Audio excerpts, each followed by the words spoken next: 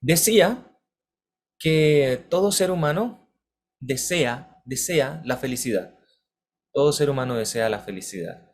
Si hay alguien que no la desee, realmente necesita una intervención psiquiátrica urgente, porque todo el mundo desea la felicidad, una mente, digamos, equilibrada, sana.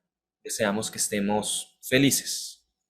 Ese es digamos, la meta. Ahora, antes de esto quiero empezar a hablar de algo, y hemos venido trabajando temas complicados, dolorosos, difíciles, pero necesarios, con un único fin.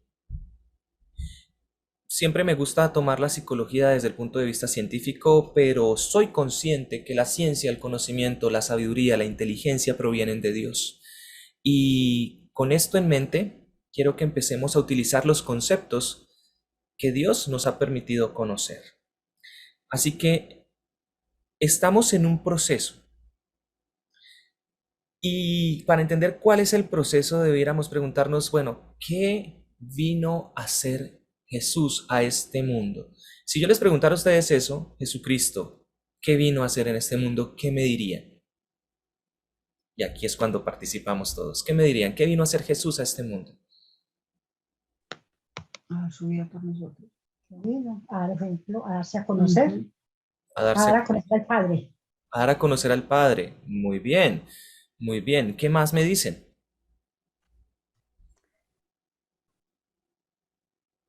Amar, nos dicen por aquí. Amarnos. Muy bien, aunque desde el principio Él nos amó primero, pero digamos que su muestra de amor se complementó en la cruz, así que muy bien. A enseñarnos el cielo, abrirnos el cielo, enseñarnos su compasión, excelente. Ok, y si a manifestar el amor del Padre hacia la humanidad, qué bien. Miren qué conceptos tan lindos tenemos. Todos estos son conceptos, son definiciones que tenemos. Ahora, si alguien me enseñó alguna vez que lo pudiéramos dividir en tres grandes puntos, y la persona que me lo enseñó me decía que es que así como él veía la Trinidad, digamos, reflejada incluso en la creación, hasta en las moléculas que componen el agua, H2O, según esta persona, decía que podían haber tres, digamos, clasificarlo en tres cosas. Lo primero sería, Jesús vino a deshacer las obras del enemigo. Podríamos decir que Jesús vino a la imagen que se tenía del Padre, a restaurarla, ¿sí? Restaurar la imagen que se tenía del Padre. Y a darnos la salvación. En ninguna medida podríamos decir que una es más importante que la otra, ¿sí? Que todo es un solo plan, pero que pudiéramos definirlo de estas formas. Entonces, deshacer las obras del enemigo, reivindicar el nombre del Padre, ¿sí? Y darnos la salvación.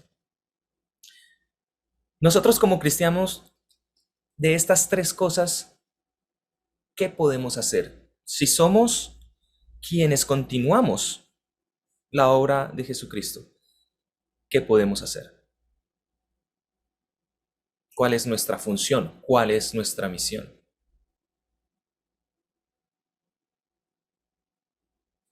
Ajá, al sanar los abatidos, liberar los cautivos, se están deshaciendo las obras del enemigo. Muy bien. ¿Qué podemos hacer nosotros? ¿Cuál es nuestra función, nuestra misión como cristianos? ¿Quién me quiere ayudar? Bueno, dice que mostrar a Cristo en nosotros, ¿no?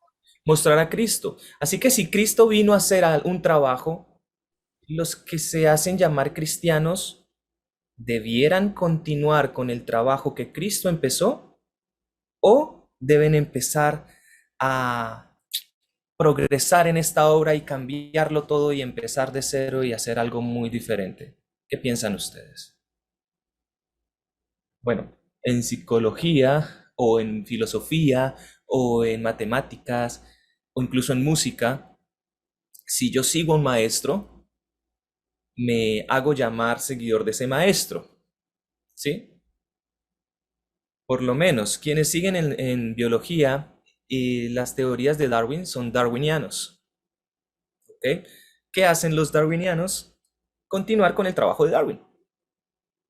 ¿Sí? En literatura inglesa, quienes leen shakespearianos, siguen a Shakespeare, continúan con el trabajo literario, investigando y agrandando pues su obra. Entonces, los cristianos, ¿qué vendrían a hacer? Y es importante entenderlo para continuar. Ya vamos a llegar a donde tenemos que llegar. Seguir haciendo la obra de Cristo. ¿Y cuál fue la obra que Cristo vino a hacer? Si la dividimos en tres, es hacer las obras de Satanás. ¿Tenemos el poder? No. Continuamos con la obra de Cristo. ¿Quién tiene el poder? Cristo, que somos cristianos. ¿Tenemos entonces la autoridad en el nombre de Cristo para deshacer las obras del enemigo? Absolutamente.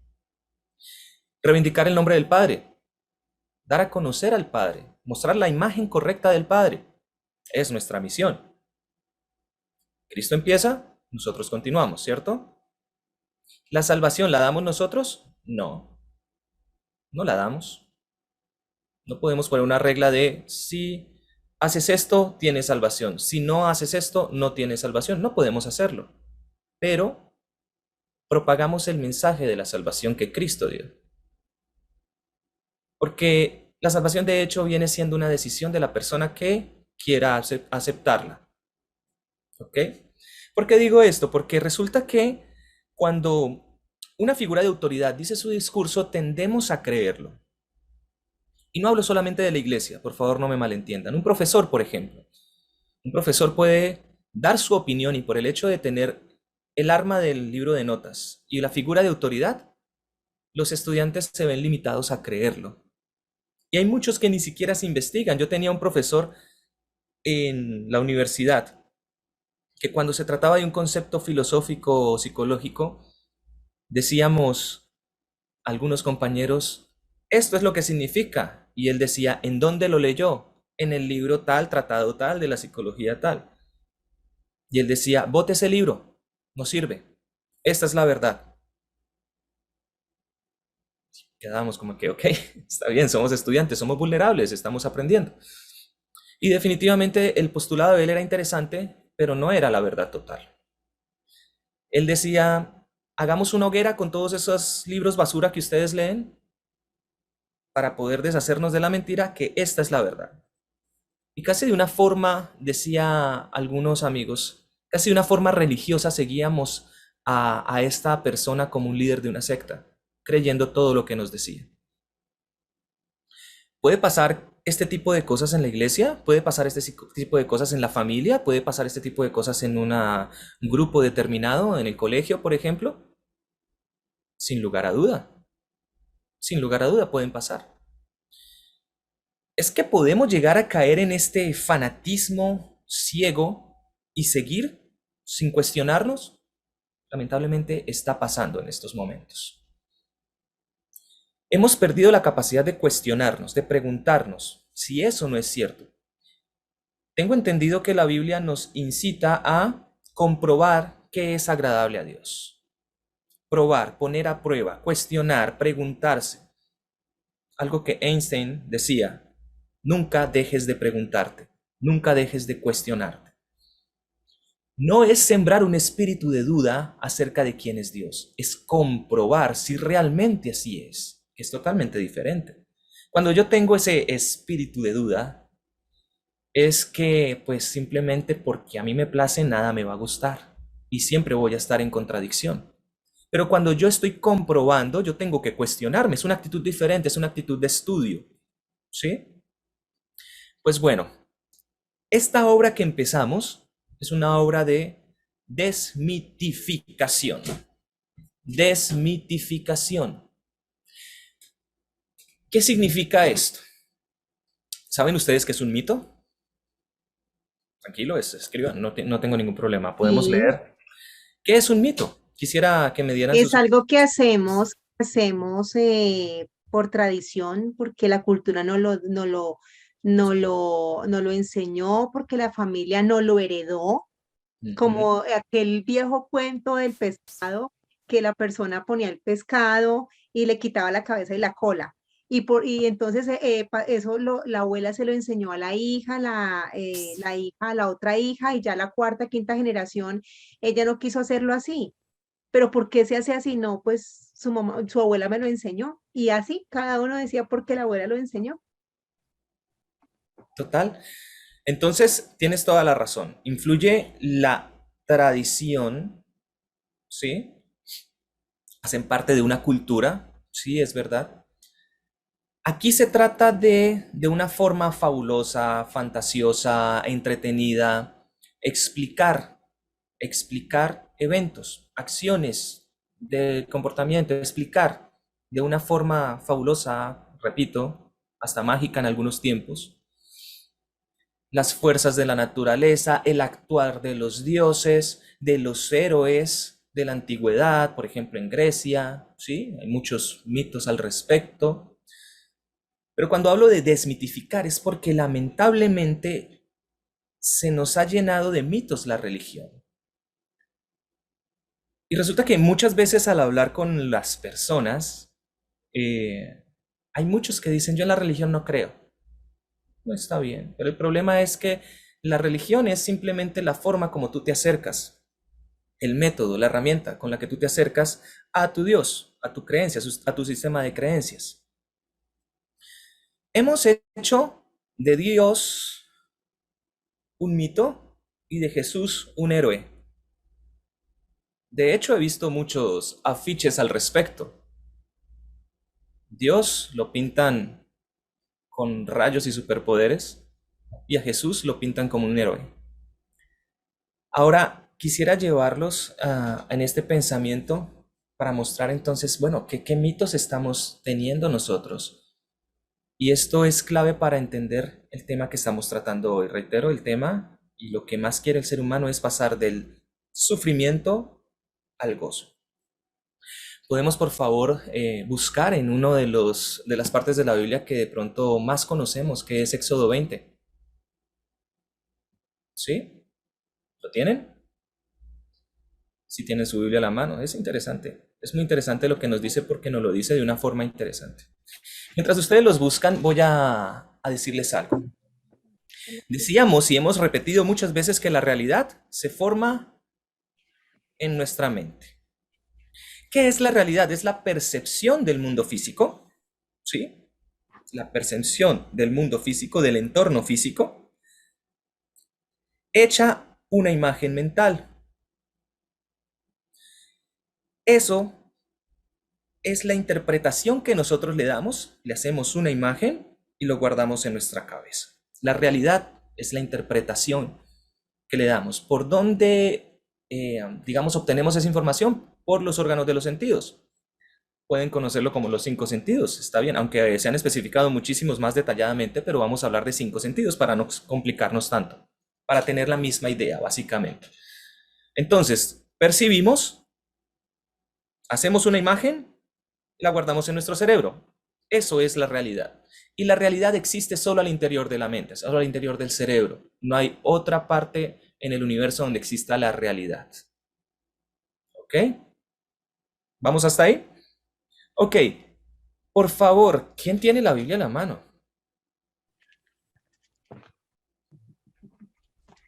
Éxodo 22, ¿quién me lo podría leer? Éxodo 22 dice, yo soy Jehová tu Dios que te saqué de la tierra de Egipto, de casa de servidumbre. Entonces estamos hablando de un proceso. Dios se está presentando como aquel que puede llevar a cabo ese proceso. ¿Sacarlos de dónde? ¿Me lo repites, por favor? Te saqué de la tierra de Egipto, de casa de servidumbre. Ok, entonces básicamente, ¿qué función cumplía a ese pueblo al que se le está hablando? ¿Qué función cumplía? Esclavitud. Eran esclavos. Esclavitud. Eran esclavos. ¿Qué tan rico la pasa en la vida un esclavo? Pues no creo que la pase porque no es autor, no puede tomar decisiones, es No puede simplemente tomar obedece. decisiones muy bien. Tiene que obedecer lo que su amo le diga. Excelente. Cuando nosotros pasamos de la tierra de Egipto, que Egipto representa realmente un lugar de esclavitud, un lugar donde Dios no está, básicamente, donde hay muchos dioses, pero Dios no está. Según la teología egipcia, hablaríamos de más de 50 dioses, con sus subdepartamentos hasta llegar a los 10 dioses principales. Ahí estaban todos esos dioses, pero no estaba Dios. Y estaba la esclavitud. De allí vamos a pasar a la tierra prometida. Dios se está presentando como quien hace posible ese proceso, del sufrimiento al gozo. ¿Cierto? ¿Y qué sigue diciendo después de esto? Versículo 3. No tendrás dioses ajenos delante de mí. Ok. ¿Vieron qué nos quiere decir Dios en esta primera parte? Ahora, ¿qué es tener un Dios ajeno? Es un Dios que no es tuyo, un Dios diferente. Y si seguimos leyendo vamos a encontrar algo bien interesante. ¿Qué sigue diciendo? No te harás imagen ni ninguna Mm, semejanza de lo ujú, que esté arriba en el cielo, ni abajo en la tierra, ni en las aguas debajo de la tierra. ujú, Continúa. perfecto. Hasta ahí está perfecto. ¿No te harás qué? Imagen. Imagen. Entonces, por lo general entendemos que hacernos Ay, ¿Perdón? Ok, No, pero ok, no importa, a veces pasa.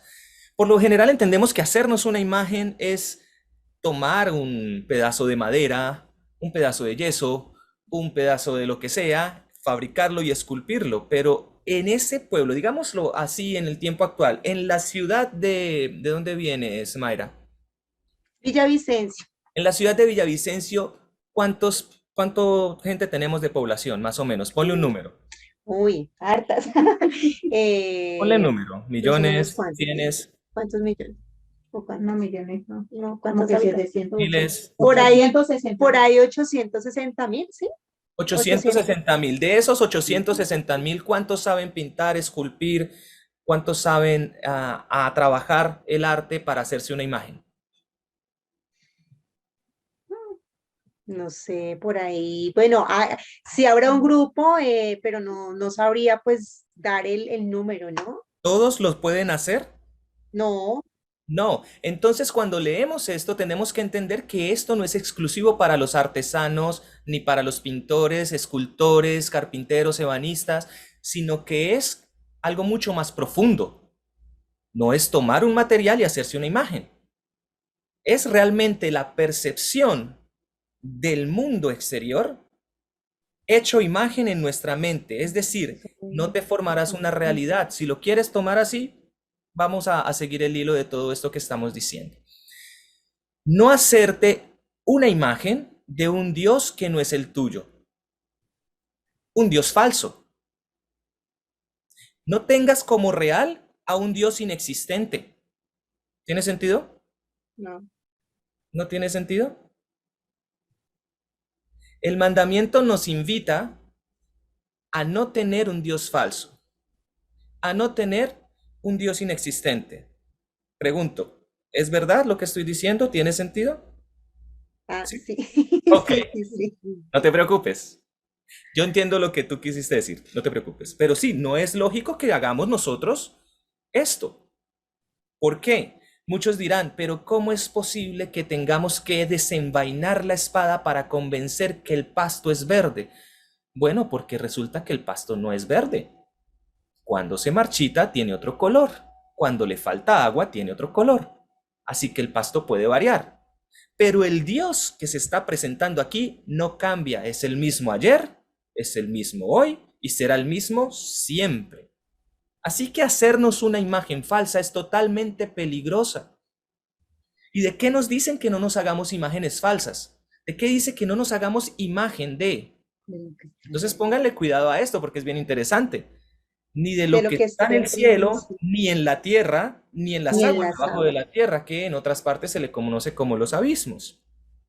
¿Cierto? Las aguas Sí, debajo de la tierra es el abismo, para ser un poco más específicos. Es decir, que tengamos cuidado con la realidad que formamos de lo que está en el cielo. ¿Quién está en el cielo? Dios, Dios, no solamente Dios. los ángeles, los otros mundos. Ángeles. Incluso los ángeles caídos están en los Ujú, cielos, ujú, primero. para quienes no lo sabían. Estoy hablando un Sí, poco de y en el teología, pero primer cielo. para En aplicarlo el un tercer poquito a la psicología. No se me preocupen. Ok, ¿qué hay en la tierra? cielo también donde picaba. Animales, seres humanos, vida. ¿Y qué hay debajo de la tierra, en las aguas de los... Bueno, peces y todo lo que ustedes quieran imaginar. Pero estamos hablando de jugar con la realidad. Ahora, considero yo muchísimo más peligroso tener una imagen falsa de Dios en nuestra mente que tener colgado una cadenita de la Virgen. Por ejemplo, no es que esté diciendo ahora que estoy promoviendo que nos colguemos cadenitas o que nos pongamos algún tipo de imagen o algo semejante. Estoy diciendo que es mucho más peligroso porque la realidad existe al interior de la mente. ¿Qué es lo que nos ha pasado? Hemos descubierto cosas aquí que han sido dolorosas. Vamos a recapitular. En primera instancia, nos correspondió descubrir que no todos los que están en la iglesia son santos. Y esto fue un choque para muchas personas.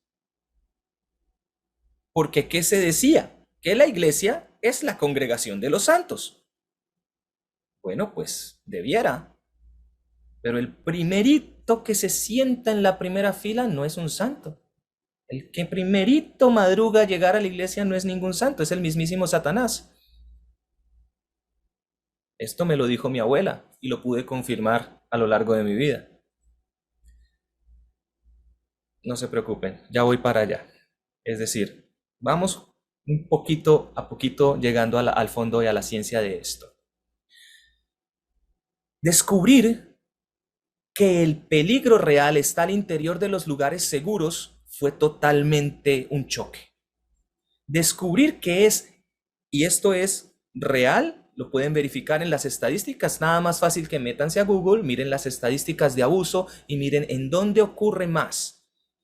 Y van a confirmar si miento o no. Y de hecho lo deberían hacer, porque esto no es absolutismo, estamos investigando y estudiando. El lugar donde más ocurren los abusos es en los lugares seguros. Y de los lugares seguros, de los entornos seguros, la casa, el colegio, los grupos determinados, pueden ser grupos de arte, grupos de música, corales, etcétera, de gimnasia, de deportes, etcétera, y las iglesias. Esto fue chocante, porque pudiéramos llegar a admitir incluso que en la casa sucede, pero cuando dijimos que en las iglesias sucedía, se nos desboronó todo. Hubo una reacción de, wow, yo no lo puedo creer, ¿es verdad? Sí, es otro mito que tumbamos. Y en donde más ocurre no es en las iglesias, es en las casas, al interior del hogar. Porque pónganse a pensar en dónde fue que se quedó el hermanito X la noche que abusó a la niña Y o al niño Y. En la casa de alguien que le abrió las puertas. Lamentablemente. Estos mitos, pero ¿cómo el hermano o cómo el profesor, cómo, qué sé yo, el primo, el amigo, el padre pudo hacer esto? Este mito se fue cayendo a nivel de iglesia. Segundo mito que empezamos a derribar, segunda mala imagen o falsa imagen. ¿Y por qué? Porque es que definitivamente de todo esto se le echa la culpa a Dios. Y resulta que vivimos culpando a Dios y al diablo cuando nuestro entorno real nos está dando las evidencias. ¿Ok? Es cierto, hay una batalla espiritual, como cristianos lo sabemos, pero de las decisiones que tomamos, los responsables somos nosotros. ¿Ok? Segundo o tercero ya, vamos para el tercer mito y es, tienes que perdonar. Tienes que perdonar. Esta frase se nos ha enseñado mucho. Tienes que. Pero en la Biblia, incluso en los mandamientos, yo no veo tienes que amar a Dios. Yo no veo eso. Pero dice no te hagas, sí, no te hagas. Esa es la ley. Claro que sí. No estás obligado a cumplirla. Es tu decisión no cumplirla. Dios jamás dice tienes que, pero si se predica tienes que perdonar. Y resulta que el perdón es un proceso mediante el cual tú vas abriendo el camino para llegar a la plenitud, pero solo se puede lograr, y esto estoy hablando a nivel de psicología, solo puedes llegar al perdón a través del amor. El amor es el camino al perdón. No tienes que perdonar, perdonas cuando estés listo para hacerlo. ¿Ok? Derribamos este mito. Y hemos seguido derribando mitos, como que ¿acaso en la iglesia no está la capacidad suficiente para juzgar a los santos? Bueno, aclaramos que no le llama a la Biblia santos, sino que son perversos. Todo esto nos deja con un choque, ¿cierto? Un mal sabor. Que bueno, estas personas pueden o no ser salvas, depende de la decisión que ellos tomen, pero psicológica y psiquiátricamente hablando, un psicópata, un pedófilo, un narcisista, etcétera, etcétera, no tienen la capacidad del arrepentimiento. Y tenemos entendido por la teología que el arrepentimiento es el camino a la salvación. Porque dice Dios que no quiere que ninguno se pierda, sino que todos procedan al, y no dice salvación, dice al arrepentimiento. Porque el arrepentimiento es el camino a la salvación. Estas personas impedidas psiquiátricamente no pueden acceder a esto. Otro choque que de pronto tuvimos en nuestra construcción religiosa. Pero ¿cómo es posible? El último que trabajamos, el último mito es: debes sufrir porque en el sufrimiento hay un propósito. Por eso estuvo un poco confuso el título, el propósito del sufrimiento, para descubrir realmente que no tiene ningún propósito el sufrimiento más que hacerte la vida miserable. Y esto es muy importante entenderlo, porque el mundo entero sufre. ¿Qué sucede cuando aceptamos estas pequeñas mentiras? Pues tenemos en nosotros, en nuestra mente, una imagen de Dios que no corresponde a la realidad. Tenemos una realidad distorsionada. Tenemos una realidad distorsionada y tenemos que aclararla. Si queremos una estabilidad. Bueno, no soy partidario del tienes que, pero es necesario aclararla si queremos tener una imagen correcta de lo que Dios es. Porque vienen las preguntas que decíamos la vez pasada. ¿Por qué Dios en su amor permite que una persona como esta sea las que esté liderando un colegio, sea las que estén liderando un coro, sea las que estén liderando una iglesia? ¿Por qué? ¿Por qué sucede esto? Bueno, es que la maldad existe en el mundo. Lo importante es saber que a pesar de las malas cosas, a pesar del sufrimiento, a pesar del dolor, a pesar de lo que te haya pasado, es posible ser feliz. Porque la felicidad o el sufrimiento no dependen directamente de Dios, depende de tu decisión. Muchos dirán, Dios es el que pone la herida y Dios la sana, porque se nos ha enseñado esto. Y resulta que no es verdad. Dios no pone una herida para sanarla. En todo caso, eso tiene más una forma de actuar de parte de Satanás que de parte de Dios. Jamás, en todo el relato bíblico, se nos enseña que Dios pone la herida y Dios la quita. No es lógico. ¿Quién puso la herida en el mundo? ¿Fue Dios? No, al contrario, Dios advirtió, miren, no hagan esto porque la paga es la muerte. O Dios les dijo, mires, vamos a hacerlo así, yo les voy a dar la muerte para después presentar a Jesús como el héroe y entonces todos lo vamos a adorar así. ¿Eso fue lo que hizo Dios?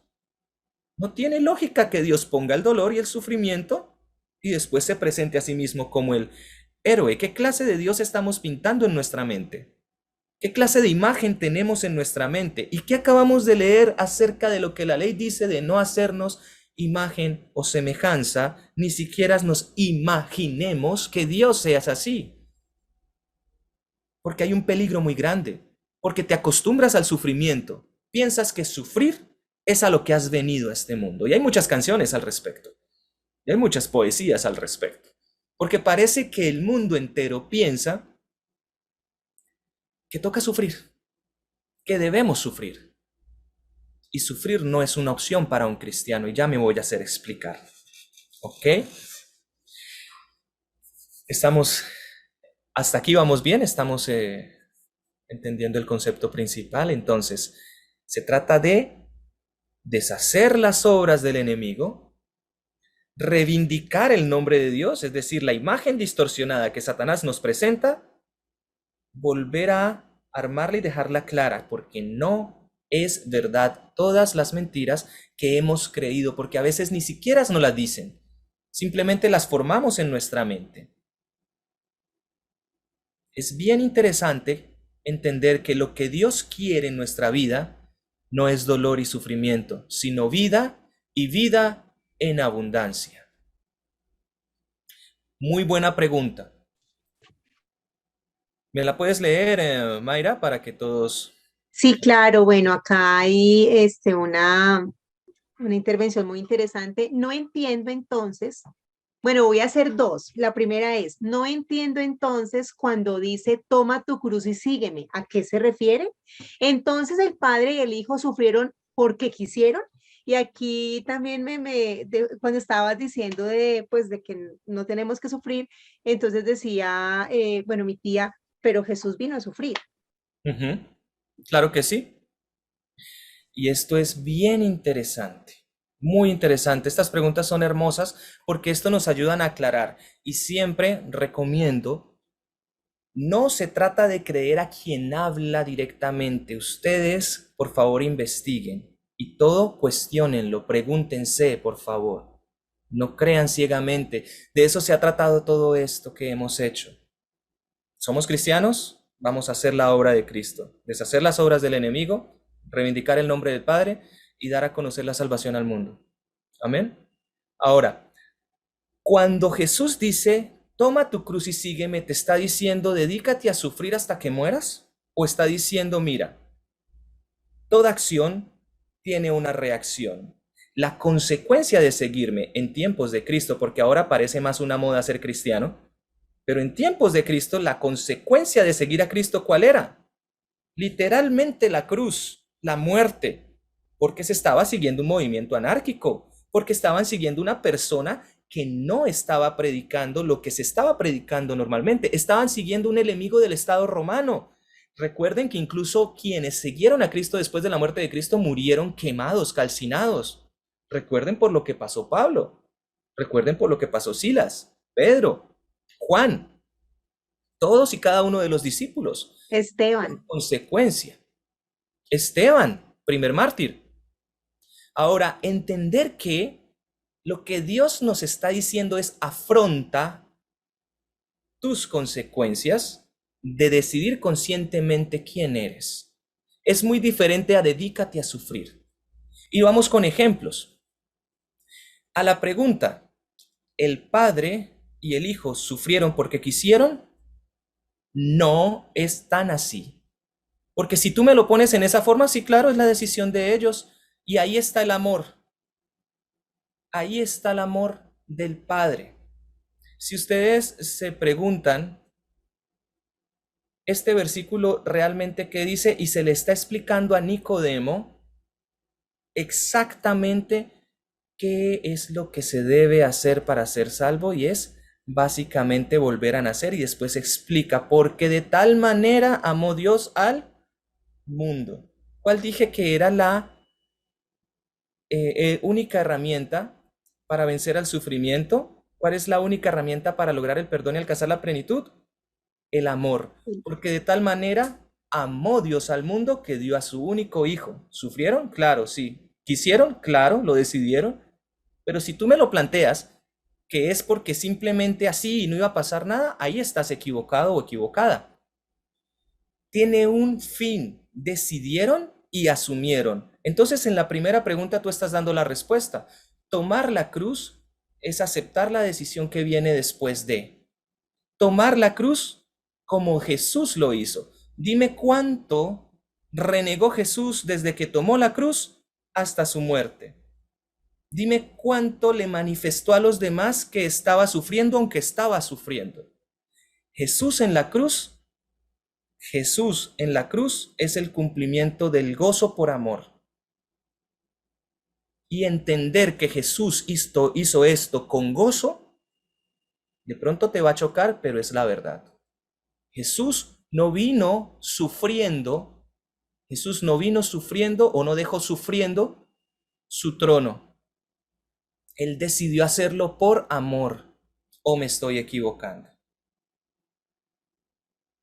Y no es porque sea yo quien les hable, es porque es muy necesario entender que la imagen que pintamos en nuestra mente de Dios va a afectar nuestras decisiones, nuestras emociones, nuestra forma de vivir. Piensen un poco, ¿quién está más interesado en que suframos? Si lo planteamos en términos del bien y el mal, ¿quién es el más interesado en que suframos? ¿Dios o Satanás? Vayan a Job y vean qué es lo que Dios aboga por Job. No toques a mi siervo. No toques a mi siervo. ¿Quería Dios que Job sufriera? No, no era voluntad de Dios. ¿Qué es lo que quería el enemigo? Matarlo, despedazarlo de tal forma que renegara en contra de Dios. Y para eso, si quieren darle un propósito al sufrimiento, para eso está hecho el sufrimiento, para renegar de Dios. Miren cómo hizo Satanás con Jesús en medio del desierto. ¿Tienes hambre? Sabía de que tenía hambre, claro que sí. Entonces convierte las piedras en panes. Porque lo que quería Satanás era que renegara, que sufriera. Y aún así no lo logró. Bótate, que Dios no va a dejar que tropiece tu pie. Mira, te doy todo lo que quieras. Ahora pregúntense, por favor, cuestiónense, ¿de quién es voluntad que suframos? ¿De Dios? De ninguna forma. Ahí está el amor del Padre. Y el amor mismo de Jesús, que dejándolo todo, se humilló a sí mismo, tomando forma de siervo, sufriendo, porque sufrió dolores, enfermedades, angustias. Claro que sí, por decisión, por ti y por mí. Claro que sí. Pero cuando pensamos en ese sufrimiento físico, no estamos teniendo en cuenta lo que verdaderamente pasaba por la mente de Cristo. Les pongo un ejemplo. Vámonos a Juan Hus. Juan Hus estaba siendo calcinado. ¿Sufría o no sufría? Físicamente, claro, sentía dolor.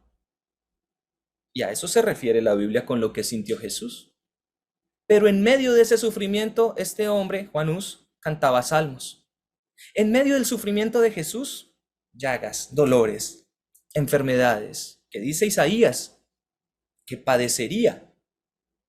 En medio de esto, él tenía el amor total en sus convicciones e ideales, que era la salvación, y decía, Padre, perdónalos porque no saben lo que hacen.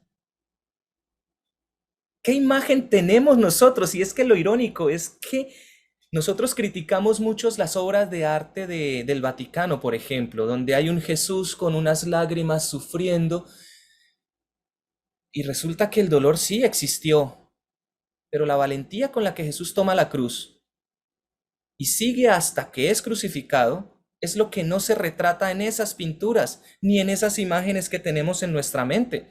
Lo que tenemos en nuestra mente es que, bueno, Jesús sufrió y nos lo imaginamos así, como están en esas pinturas con la boca abierta, agonizando. Y la vida de Jesús fue más de gozo por el servicio, en medio de todo el sufrimiento que el mundo ofrece, que es real, que existe. Él estaba feliz cumpliendo su obra. ¿O me van a decir que él estaba triste cumpliendo su obra? ¿Él estaba mal cumpliendo su función? ¿Qué es lo que se logra cuando tenemos un cerebro consumido por la preocupación, por la ansiedad, por el sufrimiento? Nos bloqueamos y vamos para el fracaso, para el colapso. Y quiero que entendamos esto. Retirar la mala imagen que tenemos de Jesús no es fácil ni se logra en media hora. tienen que cuestionarse qué clase de Dios estamos pintando en nuestra mente. Un Dios que está esperando sentado en un trono y gozando cada vez que nosotros sufrimos, y por eso es que Él pone el sufrimiento, y después cuando ya se cansa de vernos sufrir no lo quita. ¿Es esa la imagen que tenemos de Dios? Porque si es esa, hemos sido engañados con un mito y tenemos una falsa imagen, y que se ha quebrado el primer mandamiento y el segundo, de hecho. Y esto es lo que se quiere ver.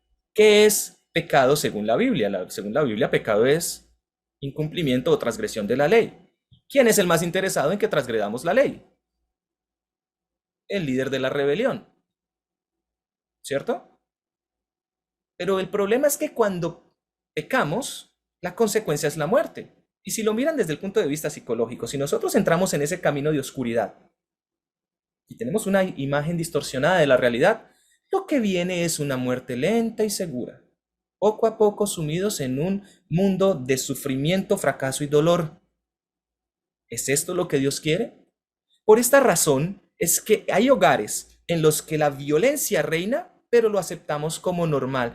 De pronto no pasó en nuestras infancias, porque a veces somos vulnerables, es decir, tenemos una infancia dolorosa y somos vulnerables a la violencia, pero a veces la infancia fue feliz y de pronto nos casamos mal, nos casamos no sabiamente, y entonces esposa o esposo maltrata a la esposa o al esposo, y pensamos que como Jesús recibió puños, yo los debo recibir.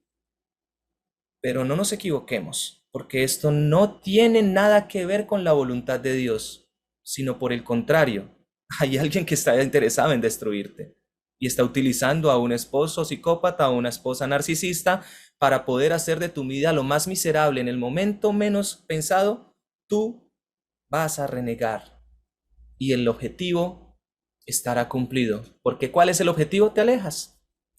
Y dicho como lo dijimos la vez pasada, la cultura es la protección del individuo, y la cultura, queramos o no, también comprende la religión. Y la religión está centrada en un Dios, y ese Dios nos da una norma de vida moral. Sin eso estamos desprotegidos y somos vulnerables.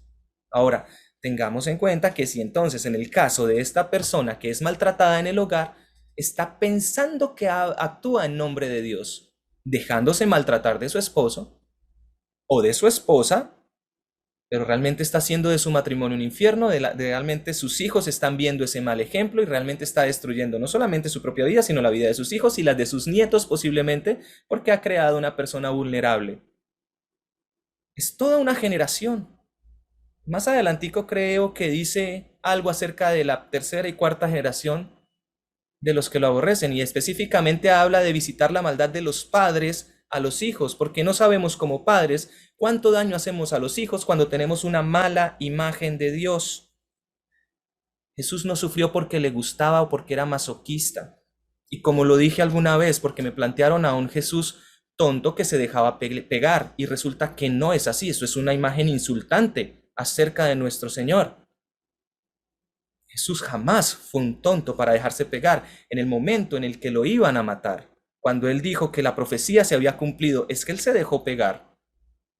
Él se dejó maltratar, se escabulló, evitó la muerte, no era el tiempo.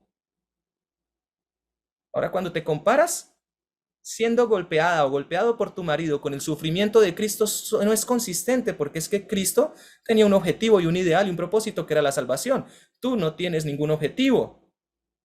Tú, al dejarte maltratar, lo único que estás haciendo es perpetuar tanto en ti el maltrato como en tus hijos sin ningún propósito. Lo que estás haciendo es darle más poder a un psicópata, que tarde o temprano va a terminar con la vida de todos o con la propia. Así que no tiene objetivo. ¿Qué es lo que pasa si tú renuncias a ese sufrimiento y te empoderas? Estás venciendo al enemigo. Porque frenas a un psicópata, proteges a tus hijos, salvas las almas, te salvas a ti y aceptas realmente la correcta imagen de Jesús. Es chocante, yo sé, es chocante desmitificar. Pero para poder hablar de cómo pasar del sufrimiento al gozo, debemos empezar a desmitificar, a quitarnos esa imagen mal hecha por nosotros mismos, no culpemos a nadie más. Quien construye la realidad es el individuo. La imagen, la percepción de la realidad, la construye el individuo a través de sus sentidos. Es decisión de cada quien construir la realidad de cada quien. Y hay que cuestionarse. Dios mismo lo dice, pongan a prueba lo que es agradable, lo que es bueno y justo delante de Dios. ¿Por qué dejamos de hacerlo? Esto tiene una explicación, pero veo una mano levantada, así que antes de continuar, voy a darle. Bueno, sí, es que acá hay otra pregunta en el chat, así que quiero leerla. Dale, por favor. Bueno, pues ya que estás tomando todo el tema de el propósito del sufrimiento del Señor Jesús y todo esto, entonces acá se toma un texto, no está la referencia, creo yo que es el de Primera de Pedro, donde dice, cuando dice la palabra que debemos pasar por fuego, ¿a qué se refiere? Es la pregunta. Luego dice, cuando se dice que debemos cambiar el carácter, ese cambio duele. Totalmente. Ahora, cuando tenemos que pasar por el fuego, porque todos vamos a hacerlo, es sencillo, todos vamos a sufrir en algún momento. Este mundo está lleno de sufrimiento. Desde el punto de vista de la psicología, el sufrimiento es parte inherente del mundo. Desde el punto de vista teológico también, en el momento en el que Adán y Eva pecaron y se introdujo el pecado y la paga del pecado es la muerte en sus manifestaciones diferentes. Así que el mundo es un lugar de sufrimiento. Hay cosas hermosas, pero cuando sufres no las ves. Ahora, ¿en qué consiste la tarea del cristiano al pasar por el fuego? Evidentemente todo lo van a pasar. La falsa idea de que cuando eres cristiano el fuego no te toca, literalmente, es no comprender a qué se refiere con lo literal y a qué se refiere con lo metafórico. Porque nos hacemos malas imágenes. Entonces, el mundo es un lugar de sufrimiento. Digamos que el mundo está encendido, el fuego a causa de la maldad. Tú tienes que pasar por el fuego porque vives en el mundo. A no ser que seas extraterrestre y no vivas en este mundo, pero si vives en el mundo vas a sufrir. ¿Sí? ¿Cuál es la diferencia? ¿Qué nos motiva la Biblia? A que a pesar de este sufrimiento que existe y es real, tú tomes ese sufrimiento, tomes esa cruz y avances. Porque este es un punto importante. Jesús siempre motiva a unos pasos. No sé si no lo hemos visto, pero Jesús siempre dice, haz esto y después haz lo otro. En el caso de toma tu cruz, no te quedes allí sufriendo. Sígueme. Sígueme. Es lo que está diciendo Jesús. Y cuando tú hablas de seguir, también hablas de imitar. Hablas de que si Jesús está delante y va a poner el pie derecho en el lado izquierdo de la senda, tú vas a hacer lo mismo, porque estás siguiendo. Es imitar la actitud. Y ahí está el detalle. Esta palabra es crucial y si lo quieren apuntar. No se trata de que el sufrimiento venga a tu vida, porque reitero, va a venir. Es qué actitud tienes ante el sufrimiento. Esto es el centro de todo lo que el escrito se refiere. Tu actitud ante el sufrimiento. ¿Y cuál es la actitud deseada? Que es básicamente el plan de salvación. Confía en Dios. Confía en mí. ¿Cuál fue el primer pecado manifestado en la Biblia? Desconfianza a Dios. Básicamente. Satanás le dijo a Eva, ¿ok?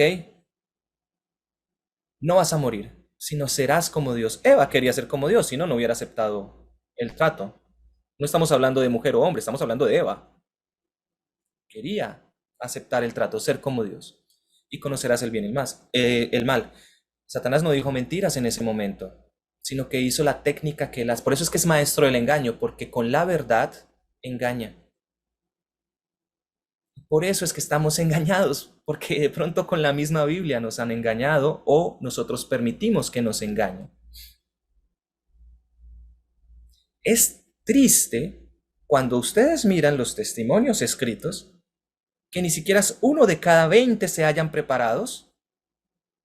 ¿Ustedes no piensan que es porque hay algo que está fallando?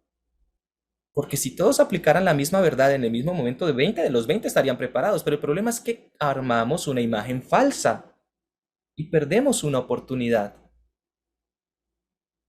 ¿Sí? Pasamos por el juego. ¿Sí? Viene la enfermedad, viene la miseria de pronto, la bancarrota, el dolor. ¿Qué actitud tienes frente a esto? Les voy a invitar a que, por favor, busquemos en Juan, capítulo 5, versículos 6 y 7. ¿Lo tienen? Juan Evangelio, ¿verdad? Sí. Juan, capítulo 5, versículos 6 y 7.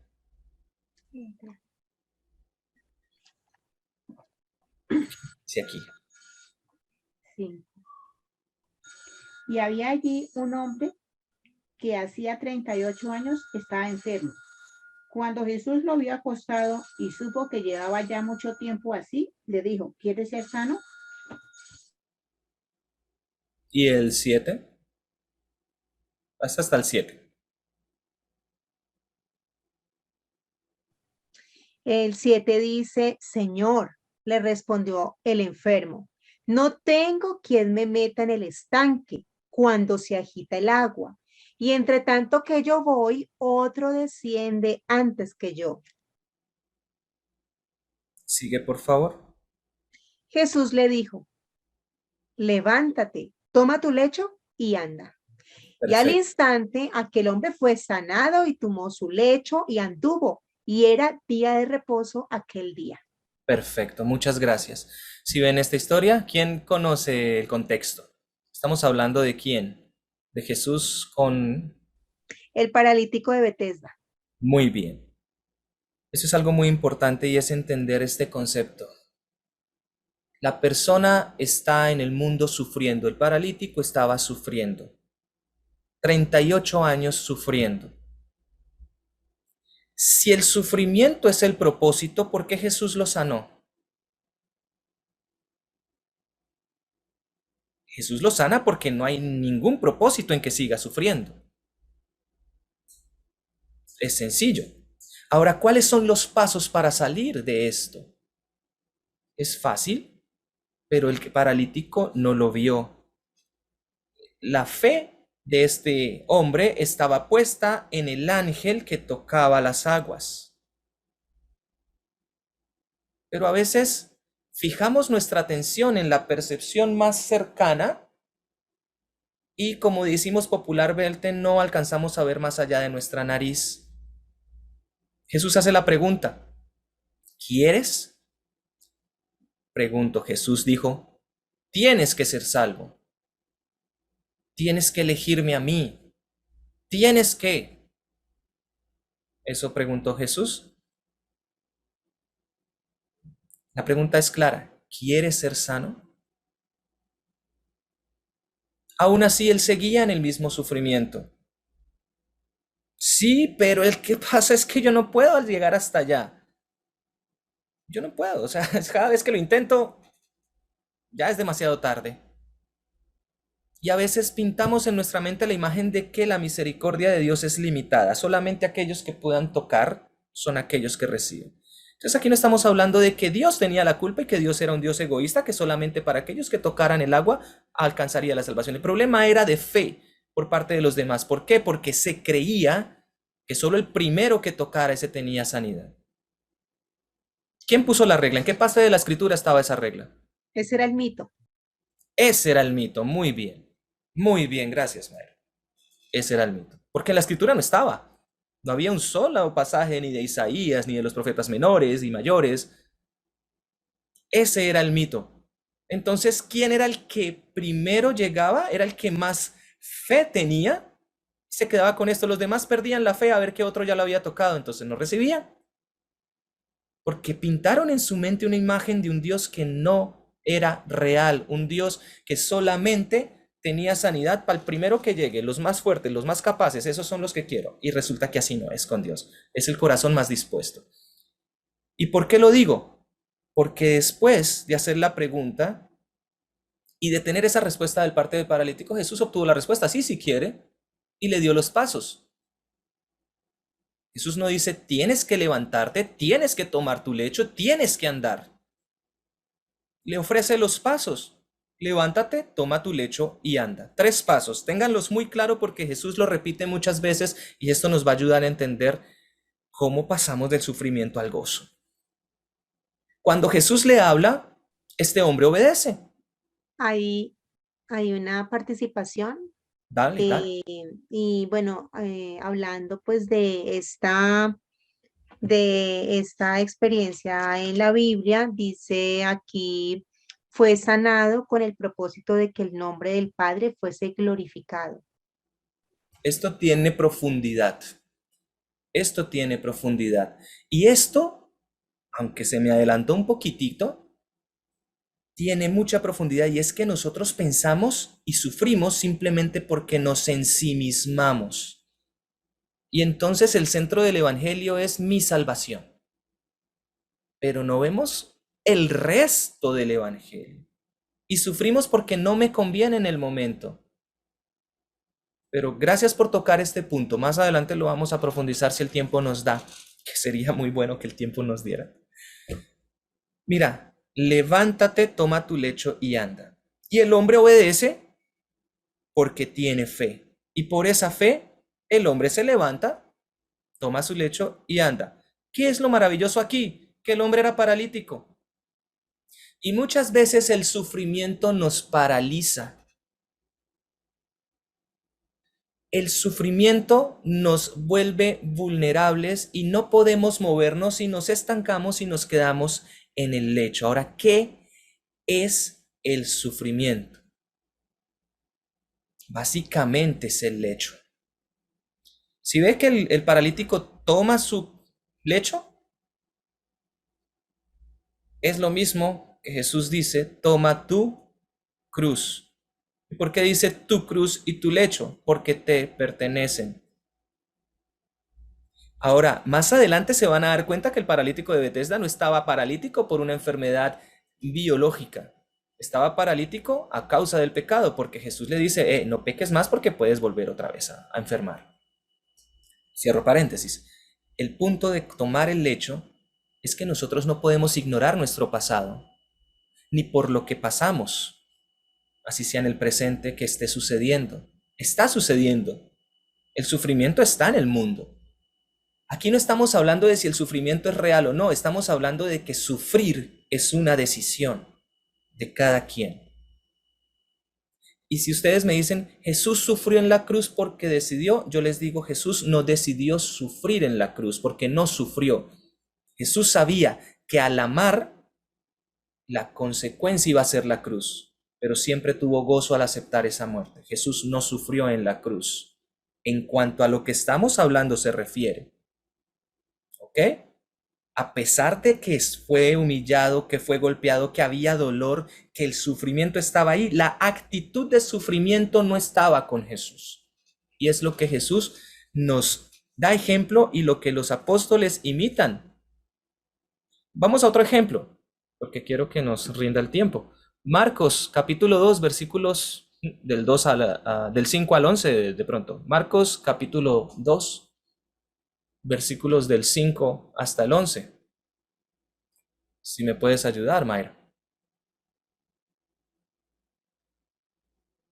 Mayra, Marcos, capítulo 2, versículos Ok, Marcos del capítulo. 5 al 10 o al 12.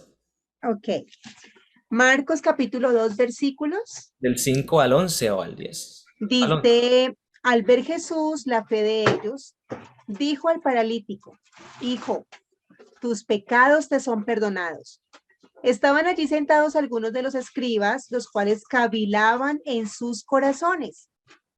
¿Por qué habla este así? Blasfemias, dice. ¿Quién puede perdonar pecados sino solo Dios?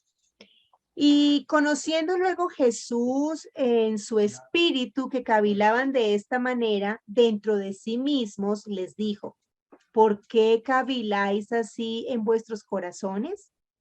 ¿Qué es más fácil decir al paralítico, tus pecados te son perdonados, o decirle, levántate, toma tu lecho y anda?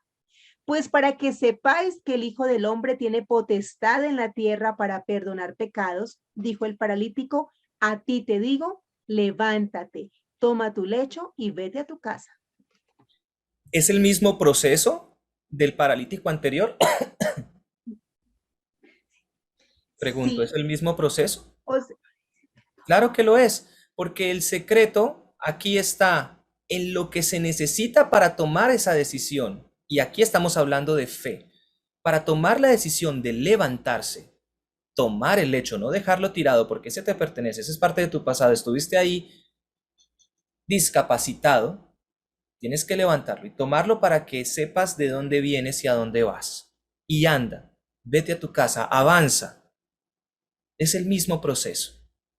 ¿Qué quería este hombre en el principio? Perdón de los pecados, no quería nada más. mira que acá hay eso justo yo la quería compartir referente, Dime. lo que tú estás diciendo. Dale, dale, dale, complementa la idea, no hay problema. Estamos en el mismo sentir, eso significa. Bueno, que él estaba comentando a Mayra que en el Ministerio de Curación, la hermana Elena explica muy bien la diferencia que hay entre los dos paralíticos. Y uno prácticamente parece ser, no sé si el de los 38 años desde muy pequeño o nació así y llevaba prácticamente toda la vida inválido. Y por eso él le dice, ¿quieres ser sano? Levanta tu lecho y anda. El otro, y te dedica un capítulo completo, que el pecado lo llevó a esa, Esa a condición. esa condición de inmovilidad, a Ujú. esa condición de discapacidad, ¿sí? Entonces, por eso a él le dice, tus pecados te son perdonados, vete y no peques más. Totalmente. Y mira que en los dos historias se menciona el pecado, aunque en el paralítico de Betesda habían 38 años, después más adelante cuando Jesús se lo encuentra, ¿sí? Dice la Biblia que le dice, hey, no peques otra vez porque puedes volver. Sí, es una advertencia. Es decir, el pecado, la maldad, el sufrimiento va a existir. El sufrimiento ocurre a causa de transgredir la ley, según la Biblia lo explica. Y en nosotros, si lo queremos entender a nivel de psicología, el sufrimiento ocurre porque es que hay maldad en el mundo, ¿cierto? Y efectivamente podemos preguntarnos, como la vez pasada decíamos, el por qué y el por qué y el por qué, y lo único que vamos a hacer es cavar un hueco sin sentido, porque ese tipo de cuestionamientos no llevan a ningún lado. ¿Me hago entender? Solo es buscar un culpable al sufrimiento. Pero aquí no se trata de culpar al sufrimiento o el culpable del sufrimiento, se trata de la actitud de nosotros ante el sufrimiento. Si fue nuestra decisión, levántate, toma tu lecho y anda. Y si fue la decisión de otro hacerte sufrir, levántate, toma tu lecho y anda. Y vamos a hablar un poco de esto. ¿Vamos bien hasta aquí? Ok, muy bien. Confío en ese rostro que habla por sí solo. Perfecto. Es tan difícil a veces desde el punto de la psicología hablar de Biblia porque entonces quienes están aferrados a la ciencia dicen, ah, no, este es un predicador. Apaguemos. Quienes están aferrados al fanatismo, no, este es un impío que no. Digo al fanatismo porque quien no reconoce que la ciencia, el conocimiento y la sabiduría y la inteligencia provienen de Dios, tiene un cimiento que no está en las escrituras. Y por lo general una persona fanática no se basa en la escritura, sino en lo que le cuentan de. Y siguen a su líder sin cuestionar. Miren a Hitler, por ejemplo, ¿qué hacían los fanáticos de Hitler? Los seguían sin cuestionarse que estaba mal quemar a los judíos o llevarlos a campos de concentración. Y que si podemos caer en el fascismo en estas épocas, claro que sí podemos. ¿Podemos seguir ciegamente a un líder? Claro que sí. Si no tenemos un cimiento fuerte, si nuestros incluso sentimientos no tienen un cimiento fuerte, si nuestra mente no tiene un cimiento fuerte, claro, nos volvemos fanáticos. Así que para poder aceptar la verdad, y Yolandita, Mayra, corríjanme por favor si me equivoco, pero es en el espíritu de profecía, en donde dice que para poder aceptar la verdad camino a Cristo se necesita un corazón dispuesto, una mente abierta, un buen sentido de la escucha. Porque si simplemente aceptamos verdades porque alguien lo dijo, no tiene ningún efecto en el corazón. Estoy parafraseando porque no recuerdo la cita exacta ni la página. Y esto pasa en la psicología. Si tú simplemente aceptas y aceptas y aceptas y aceptas sin ningún sentido, y en la filosofía y en las ciencias más duras, no vas a tener absolutamente nada más que hacer. Mira, un ejemplo sencillo. Había una muchacha que mi esposa y yo tuvimos la oportunidad de enseñarle a cantar. Había crecido, según sus familiares y hasta su novio del momento, decía que su voz era terrible. No sabía cantar, pero después de un proceso, de una recalibración, de una educación más estricta, ella empezó a cantar y cantó muy lindo. Y ahora es líder de un grupo de musical. Había creído toda su vida que no cantaba, incluso hasta la propia mamá de ella le decía que lo dejara. Entonces, ¿qué sucede con esto? Cuando nosotros realmente creemos algo ciegamente y creemos y creemos y creemos sin ningún cimiento, realmente no estamos haciendo absolutamente nada de profundidad. ¿Ok? Vamos a continuar y vamos a seguir dejándonos guiar. ¿Les parece? Ahora, ¿por qué sucede todo esto? Bueno, es muy bueno entender. La maldad existe, el sufrimiento existe, el mundo en general está sufriendo. La actitud que tomamos ante el sufrimiento hace la diferencia. El mundo entero está sufriendo porque viven en un gran vacío espiritual. Digamos, científicamente no hay ninguna otra explicación. La salud, me gusta describirla como el balance entre la parte física, la mental y la espiritual. Si tenemos esas tres partes balanceadas, tenemos salud. Y el vacío espiritual es muy evidente. Si el mundo sufre, es evidente que el mundo entero, cada uno de nosotros, busque la felicidad y es lo que realmente buscamos en nuestra vida. Somos plenos cuando nuestra felicidad hace parte de nuestra vida. Pero el problema es que al buscar esta felicidad, nosotros no estamos buscando la profundidad, sino la cantidad, por decirlo de alguna forma. El ejemplo de esto es Internet. Internet es un mar de conocimiento, digamos que con una profundidad de 1 centímetro.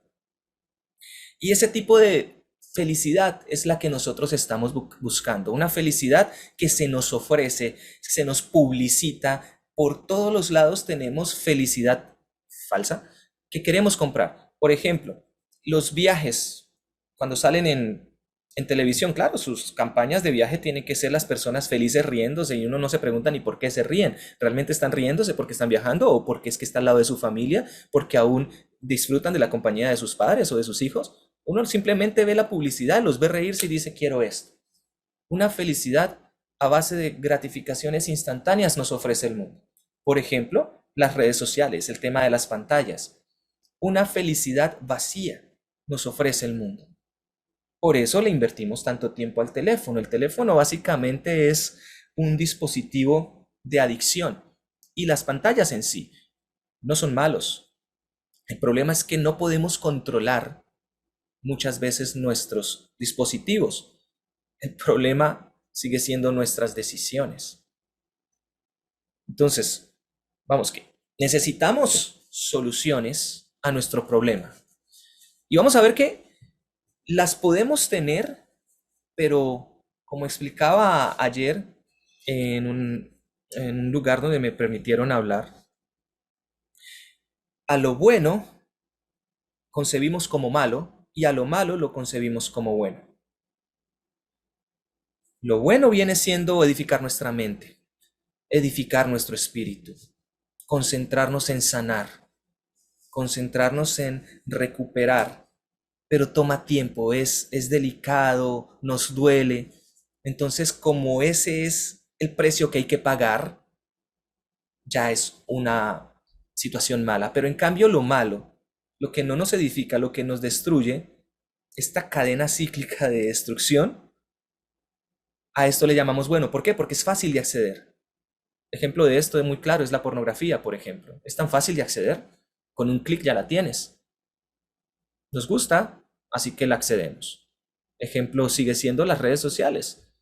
Es muy fácil pasar 2 o 3 horas en Facebook y no nos damos cuenta qué horas pasa todo este tiempo. A base de gratificaciones instantáneas estamos viviendo, no esperamos, no tenemos la capacidad de esperar, toleramos muy poco el estrés, toleramos muy poco la espera, por ejemplo. No tenemos esa capacidad de esperar. Resulta que las mejores cosas vinieron a los grandes genios por medio de esta grandiosa herramienta que es ser pacientes y esperar. Incluso amar. El amor no es instantáneo, el amor no es algo que viene así de la nada. El amor se lucha. Cuando uno quiere conquistar, por ejemplo, a la mujer que ama, uno lo lucha, uno lo espera, uno lo soporta y lo obtiene y le da un valor. El amor que se nos ofrece hoy en día está a cargo de aplicaciones que escogen por nosotros en segundos. Por ejemplo, Tinder, que se basa simplemente en la apariencia física. Y tenemos un catálogo inmenso de hombres y mujeres esbeltos, pero no se conoce a ninguno. No se llega a conocerse profundamente. Ahora, si esa es la felicidad que obtenemos, no es de sorprendernos que una persona, por ejemplo,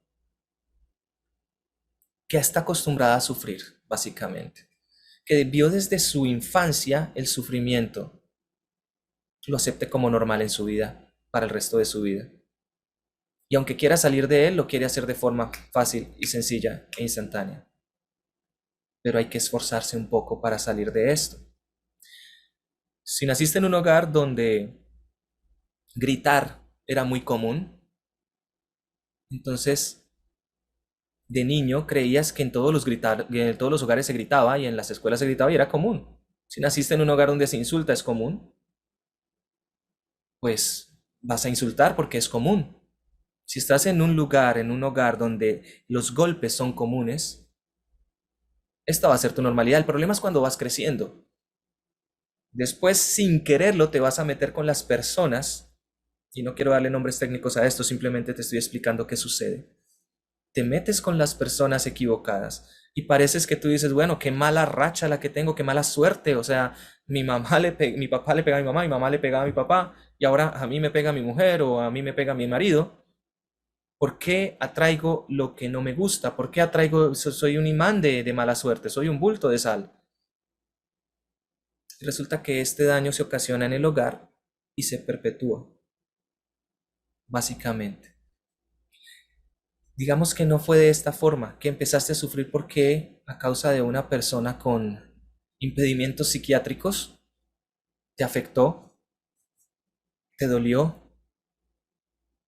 te hirieron de una forma que no te esperabas. Y ahí está ese sufrimiento. De pronto porque fuiste vulnerable o de pronto porque esto llegó a tu vida sin esperarlo. Y de ahí en adelante la actitud que tomas ante el sufrimiento. Y no tenías por qué saberlo en ese momento, pero en este momento, ahora, ya puedes darte cuenta que sufrir es una opción, no una obligación. De que hay otras opciones. De que no necesitamos sufrir para agradar a Dios, por ejemplo. No necesitamos sufrir esperando a que se acabe mágicamente el sufrimiento, porque no va a pasar. El sufrimiento no se acaba mágicamente. Hay que tomar decisiones para poder llegar al gozo. ¿Qué tipo de decisiones tenemos que tomar? Bueno, primero, parar de sufrir. Aceptar que lo que realmente sucedió, de una forma u otra, construyen a la persona que eres hoy en día. Y si esas partes son dolorosas, no te gustan, las quieres cambiar, el poder mismo de la decisión te pueden ayudar a cambiar. Y esto ya deja de ser un sufrimiento y se convierte en una herramienta con la cual podrías llegar a ayudar a otros, podrías llegar a aconsejar a otros si fuese el caso. Tender la mano, extender la mano, sentir empatía por los demás. Pero no es en sí el sufrimiento un propósito. El sufrimiento simplemente fue algo que estaba ahí en el mundo y que cada ser humano en algún momento nos corresponderá vivir. Volvemos al punto de este mundo que lo único que nos está ofreciendo, el único concepto de felicidad que nos está ofreciendo es algo instantáneo.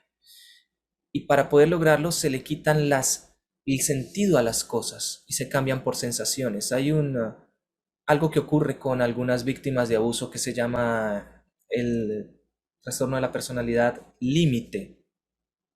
Y es que estas personas, a causa de una experiencia traumática, el sufrimiento lo afrontan queriendo vivir cosas extremas, como por ejemplo alcohol, drogas, conducir a altas velocidades si no lo hacía, personas que conducen así, pero estas no, estas lo buscan, adrenalina a toda hora, y de repente entran en sus estados bastante llenos de ira, de frustración, depresivos incluso. Y esto es simplemente el tratar de compensar este sufrimiento, de tratar de ignorar este sufrimiento, haciendo algo que revitalice. No es una opción, o sea, sufrir es una opción, pero no es una opción si tú quieres sufrir. Me explico. Si lo que buscas es parar de sufrir, no sigas sufriendo. Y puede sonar ilógico, pero el problema es que hay muchos que siguen sufriendo porque quieren parar de sufrir. Ahora, muchos dirán, es que usted habla porque a usted no le ha pasado nada.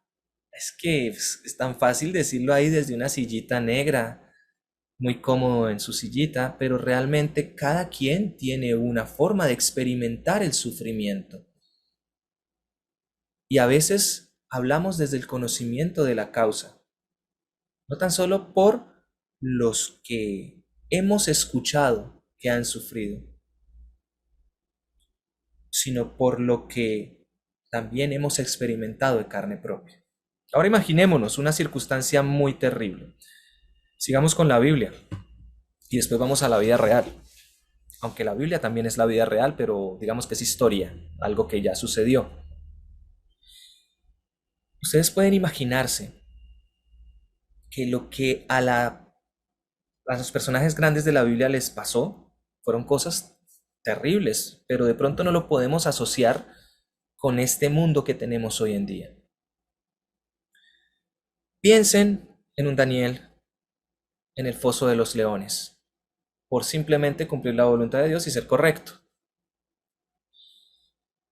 Piensen en David en el desierto, escondiéndose de su rey al cual amó y protegió. Piensen en un José vendido por sus hermanos. Son situaciones difíciles. Yo no sé si tú alcanzas digamos, a analizar en carne propia, meterte ahí en esa historia y que tus hermanos te vendan y que después pases a ser esclavo y que después a la cárcel. De mal en peor parecía esto. Estas son situaciones difíciles. Pero ¿qué es lo que a estas personas les hace vivir situaciones de sufrimiento sin sufrir?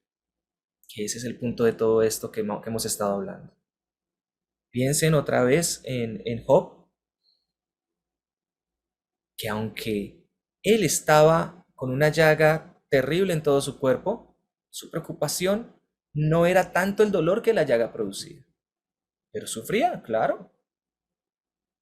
Él decidió sufrir en medio del sufrimiento, lo vamos a analizar ahora más adelante.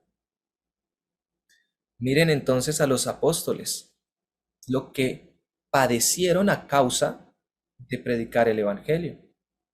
Pablo, por ejemplo, que por hacer su labor, por ir a predicar a unos gentiles, denunciar a una bruja, a una pitonisa, que de hecho la pitonisa, valga decirlo, estaba diciendo la verdad.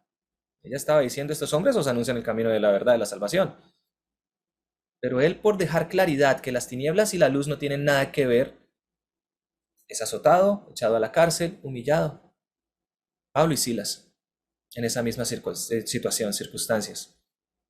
Piensen en Jesús, recibiendo cada golpe y totalmente en silencio. ¿Por qué? ¿Qué los mantuvo en pie? ¿Por qué no renegaron? ¿Por qué no rompieron a hablar mal de Dios incluso, de su propia creencia? Y cada uno de estos personajes tuvo ese nivel de sufrimiento al nivel, dice la palabra, que pueden soportar. Pero ¿de qué se trata todo esto? ¿Es necesario? No, es que esto no pasó porque un Dios malvado estuviera ahí listo con los leones para que Daniel cayera y después decir, ah, mentira, yo lo salvo. Así no funciona Dios.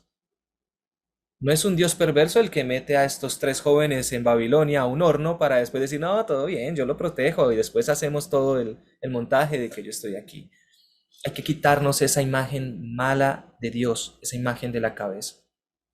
Esto lo único, por lo único que está allí, es solamente para destruirnos, pero si ustedes entienden lo que José dice, al final, cuando dice, ustedes me quisieron hacer el mal, ustedes me quisieron matar, pero Dios tornó el mal en... Ese es el Dios que debemos predicar. El mundo te quiere destruir. Ese padre perverso te quiso destruir. Ese esposo malvado te quiere destruir. Esa esposa narcisista te quiere destruir. Ese profesor que se ve tan decente en el colegio te quiere destruir. Pero Dios toma el mal y lo convierte en bien. De eso se trata esto. ¿Cómo sucede esto? ¿Cómo entendemos esto? Bueno, pues la herramienta que hemos venido hablando desde el principio es lo único que nos ayuda a entender esto. Juan 3:16. ¿Qué dice? Ese se lo saben, ¿cierto? Porque de tal manera, 3:16. 3:16, Ujú. porque de tal manera amó Dios al mundo. Ujú. Porque de tal manera amó Dios al mundo y explica qué fue lo que hizo, ¿cierto? Que a su unigénito ¿Cuál es la para clave que aquí? ¿Cuál es la palabra clave aquí? Amor, crea. Amor. creer. Sí. Amor. Y créeme que sin amor no puedes creer. Trata de creer sin amor. Trata de tener fe sin amar. Es imposible, van ligados. La consecuencia del amor viene siendo la fe, básicamente. Pero sin amor es imposible. Ahora, amar es lo único que nos va a ayudar a sobrepasar esta circunstancia del dolor. El amor es lo único que quedará cuando todo esto pase. Porque quedarán la fe, la esperanza y el amor, y la más importante de todas es el amor. El amor es la clave. El amor es la clave para salir del sufrimiento. Ahora más adelante hablaremos de herramientas, pero entendamos que el amor es lo que nos va a ayudar a salir del sufrimiento. ¿Qué fue lo que hizo en José el amor? Le ayudó a permanecer firme mirando a sus ideales, sus propósitos. ¿Y el amor a qué exactamente? Ya lo hemos hablado, el amor a nosotros mismos, no con un amor descompensado y vanidoso, ni con un egocentrismo, es el amor propio, el saber que puedes, que eres capaz, que Dios te tiene a ti, no con el propósito de que sufras, sino con el propósito de que levantes, tome tu lecho y andes, que avances, que vayas más allá.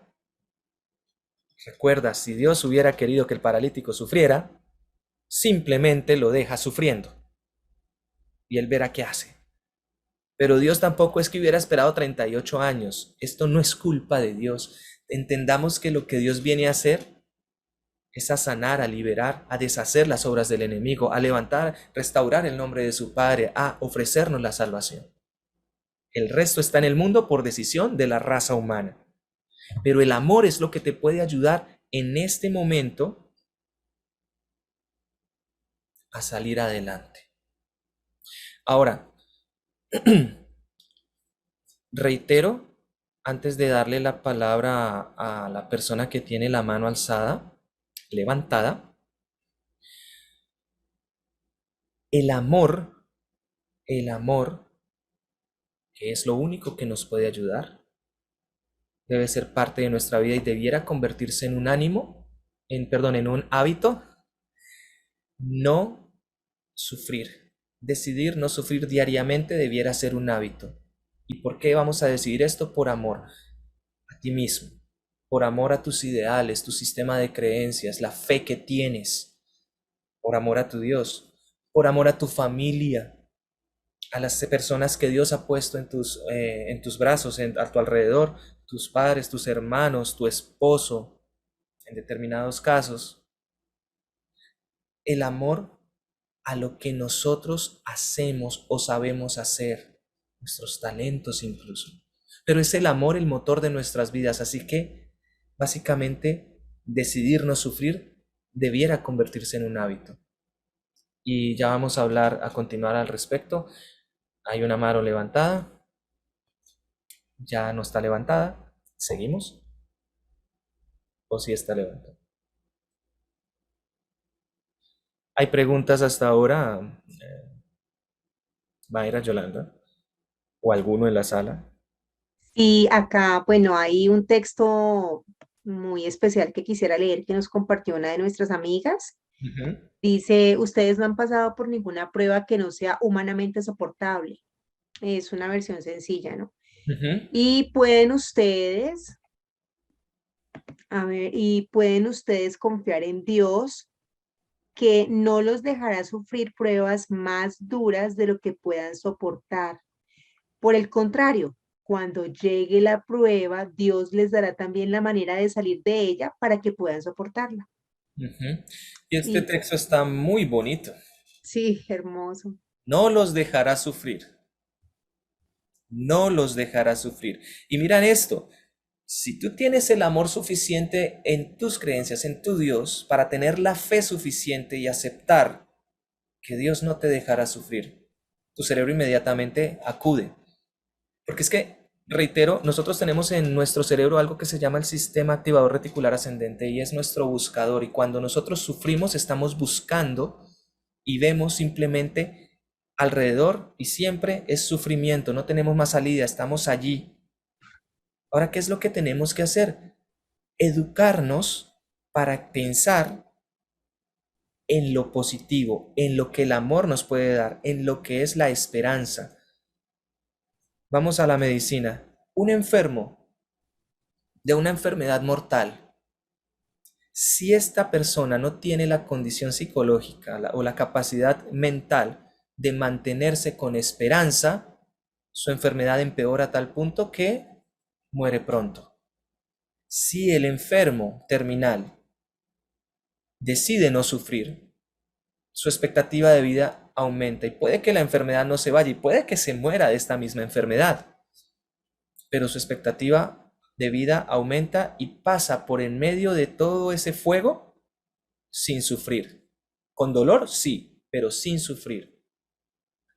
Hay una persona que se dedicaba a la política que era cristiana en Bucaramanga, no recuerdo el nombre, pero es un ejemplo grande de lo que significa en medio de semejante cáncer decidir no sufrir. ¿Quién me enseñó a mí esto y por qué tengo, digamos, la autoridad de decirlo en público? Puede que yo tenga algunos conocimientos de psicología, pero realmente la que me da clases, decimos en Colombia, la que me da sopa y seco, es mi hermana. No porque sea psicóloga. Mi hermana fue diagnosticada con enfermedades terribles y con nombres tan complicados que son difíciles de pronunciar. Ella no tiene una enfermedad mortal, tiene 5. Y esto es, wow, 5, esto es terrible. Si yo se las presentara, ustedes me dirán que ella no está enferma. Lleva más de 8 años padeciendo esa enfermedad. Le duele la cabeza, claro. Los huesos, claro. Dolor que no tiene índice, es decir, después del 1 al 10, ella va en un 35. Y aún así, aunque el dolor es mucho y hay días que no se puede levantar de la cama, ella decidió no sufrir. Es interesante ver que aunque yo tengo la salud para poder predicar acerca de esto, si mi hermana estuviera acá lo haría muchísimo mejor que yo. Ella decidió no sufrir. Entonces, hablamos desde nuestras experiencias y yo acá no estoy imponiendo una norma, simplemente estoy compartiendo lo que Dios me ha permitido saber. En el momento en el que tú decidas unificarte con la situación de sufrimiento, sufrir, te alineas sufrir con sufrimiento, te vas a estancar y vas a quedar como aquel paralítico allí en el lecho. Pero el consejo que Jesús da es: levántate, toma tu lecho y anda. Y esto es algo que debemos entender. Por favor, trabajemos en los conceptos que hemos tratado de dar. Desmitifiquemos la verdadera religión, porque hoy en día el mundo tiene tan mal concepto de la religión que para ellos es un mito, lamentablemente, y no pueden ver vidas con propósitos. Lamentablemente, el 90% de las personas, 94 digamos, no tienen ni idea por qué se levantan todos los días de su cama. No hay un propósito. Y los cristianos no son la excepción, entran dentro de ese 90 y algo por ciento. Hemos perdido el sentido de la vida. Nos dejamos agobiar por el drama de nuestra situación, que en cada quien tiene una inmensidad o una profundidad diferente. Le damos prioridad al sufrimiento y decidimos sufrir la situación y nos estancamos. No hay motivos para vivir. Pero hoy hay una oportunidad. Tenemos la valiosa herramienta de la decisión. Podemos decidir ser felices en medio del sufrimiento. Podemos decidir tener paz en medio de la tormenta. Podemos decidir, incluso, recuerden que cuando les hablé de la situación de abuso, decíamos que tomar la decisión, empoderarse, tomar la decisión de denunciar, ese pequeño herramienta, decisión, acaba con un sufrimiento temporal. Después hay que trabajar todo el daño psicológico que quedó, obviamente. Pero decidir ser feliz debe ser un hábito que empecemos a tomar. Ahora, hay una mano levantada y les voy a dar algunas herramientas. No sé quién está con la mano. Ah, Yolanda. Yo, sí, buenas noches, Dios los Buenas bendiga. noches. Pues, me gusta verlos.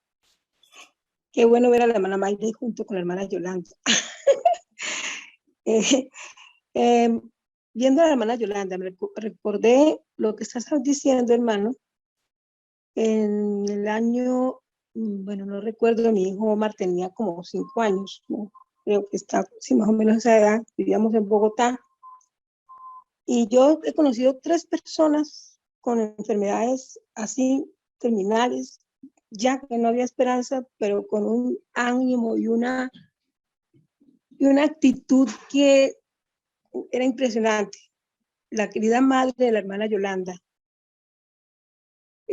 Nosotros vivíamos en la Casa de la Misión, el papá de mis hijos pues era el presidente de la Unión Colombiana en ese tiempo, y vivíamos al frente de la misión en Bogotá. Y él me había dicho, vaya, visita a la hermana, no recuerdo el nombre de la hermana. Romelia. Romelia. Vaya a visitar a la hermana Romelia, que bueno, que usted vaya y la mire, porque de pronto algunos consejos de salud le van a servir. Y yo no me atrevía porque él me había contado que era lo que ella tenía. Yo no me atrevía, no, por ir a verla ya sufriendo, no, yo no quiero ir a sufrir, ver sufrir a la gente, me duele mucho. Y me resistí como un mes de ir. No quería verla, no me imaginaba que estaba en un sufrimiento terrible. Un día dije, no, oré y dije, voy a ir a ver a la hermana Romelia, la voy a ir a visitar. Cuando yo entro a la habitación donde estaba la hermana Romelia, yo me quedé, hermano, seguro, a todos les digo, me quedé asombrada. Una señora sentada con su cabello largo, sonriente, me recibió con una risa, con una sonrisa. Yo decía, pero ella es la enferma. De verdad, fue lo más impactante que yo he vivido en mi vida de ver pacientes. Entonces, me quedé asombrada porque yo la saludé, hermanas, buenas. Y entonces le dije quién era y me dijo, qué bueno que me vino a visitar, bienvenida. Y ¿usted cómo está? Y yo, feliz, soy la más feliz del mundo. No hay nadie tan feliz como yo. Y yo me quedé así, de verdad que me lagrimearon los ojos, y en este momento se me lagrimean los ojos, que le recuerdo, ¿eh? Y entonces me dice, soy tan feliz, es que pronto voy a ver a mi Señor, lo voy a ver en persona. Esto avanza, esto que tengo no es nada, porque lo voy a ver. Oye, eso a mí me impactó tanto, tanto, que ella le daba ánimo a uno, y me quitó ese mito de que la gente que tiene una enfermedad terminal tiene que estar sufriendo. No, ella me demostró en quién había creído y me dio un ánimo y me dio en ese momento recibí de todo de esa hermana, de todo. Yo nunca la olvido, nunca olvido lo que ella hizo, esa obra que hizo en mi corazón fue muy impactante. Pues yo de ahí en adelante no quise ya salirme de esa casa, todos los días iba por la noche, por la tarde, por la mañana, siempre la iba a visitar. Inclusive cuando ella se fue, yo estaba al pie de ella, yo estaba a su lado con el hermano Hugo Arturo López. Estamos al pie. Me dijo él, ¿tú qué crees que va a pasar? Y yo, no, pero ya se va. Me dice, ¿y cuánto crees que le falta? Le dije, por ahí 1 hora le queda. Y entonces él dijo, entonces si es así, vamos a reunir a toda la familia y les contamos, esto va a pasar, esto va a pasar. Uno lo tomaron con calma, el otro lo tomaron con mucho desespero, pero esa experiencia nunca la olvido. Y la otra persona que me impactó con su estado es la hermana Marta Acevedo, la hermana del hermano Oscar.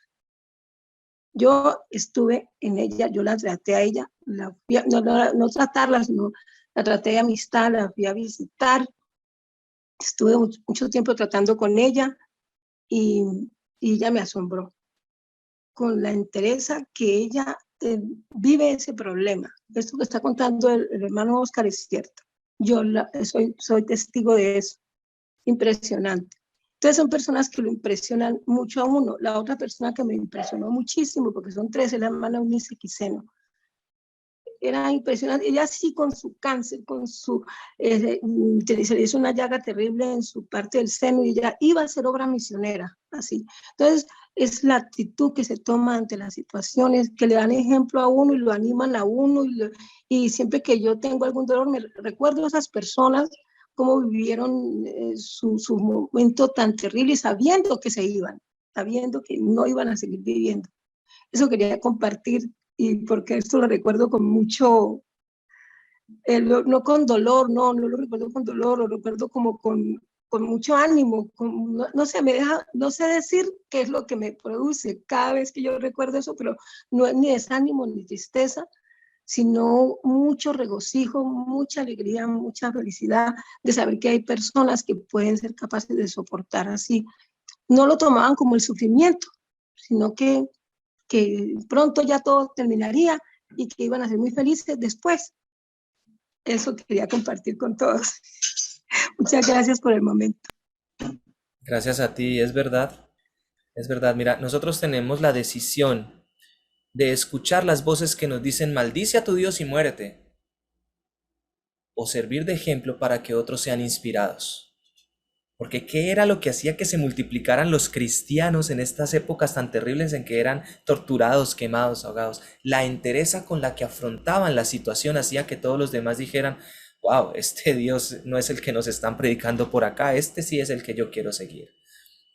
Amarse a uno mismo, como hay un comentario aquí, hay un mito de que, bueno, el amor a uno mismo es amor propio, que uno no debe amarse a uno mismo, sino despreciar esta carne de muerte. Entendamos el concepto, porque nosotros amamos nuestro cuerpo al punto que lo vestimos correctamente y decorosamente y lo alimentamos.